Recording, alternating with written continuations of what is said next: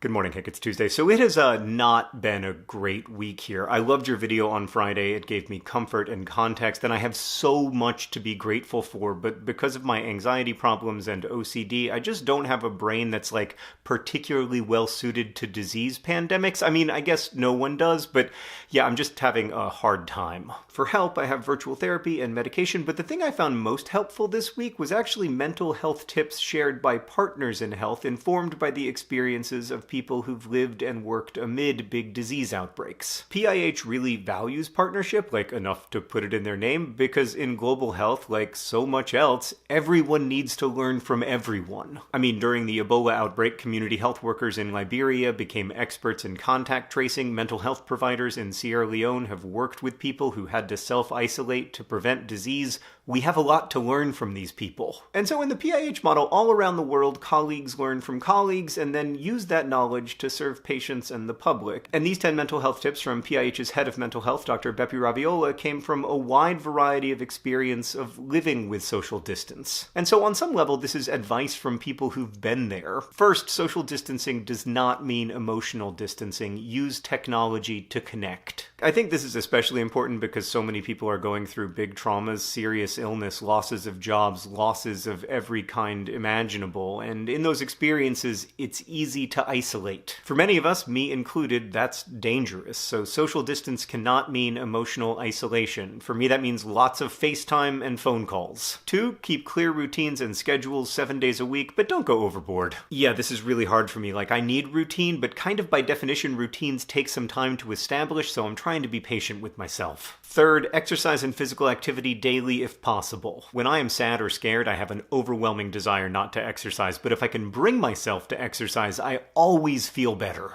4, learning and intellectual engagement. Books, reading, limited internet. For me, this mostly means books, essays, and watching highly intellectual marble racing on YouTube. 5th, positive family time working to counter negativity. My kids are so good at countering negativity, I just need to learn from them. 6th, alone time. Outside if possible, but inside is okay too. Yeah, so my only alone time at the moment is my daily bath, which I am so grateful for. 7th, focused meditation and relaxation. I think for me, that's taking a bath. 8th, bathe daily if possible. Slightly off topic, but I'm keeping a gratitude journal, and like 80% of the ink goes to baths. 9th, remember the things that you really enjoy doing that you can do in this situation and find a way to do them. So this is a big struggle for me and many of my friends. I have friends who love their jobs but now don't have that job or can't do it in the way they love. A lot of what I like about being a person is not easily replicated in a time of social distance, but there are things I love that I can still do, and focusing on them does bring me joy. For instance, I like rewatching the movie Penguins of Madagascar because it is the greatest achievement in cinematic history, and I like reading, and I like the taste of the one Diet Dr. Pepper I drink per day, and so on. Lastly, limit exposure to TV and internet news. Choose small windows and then find ways to cleanse yourself of it. This really resonates with me because I have an obsessive thinking disorder, and too much time spent with the news does not make me better informed, it makes me panicked, which makes it harder for me to be the things I need to be right now: a father, a friend, a concerned citizen, and so on. Remembering that is key to my personal mental health. I keep a list of these 10 tips. I will link to them in the doobly-doo, and when I am scared or overwhelmed, I look at it and I think, what on this list could I do? It's not a magical cure, but it is helping me, and I hope it might help you too.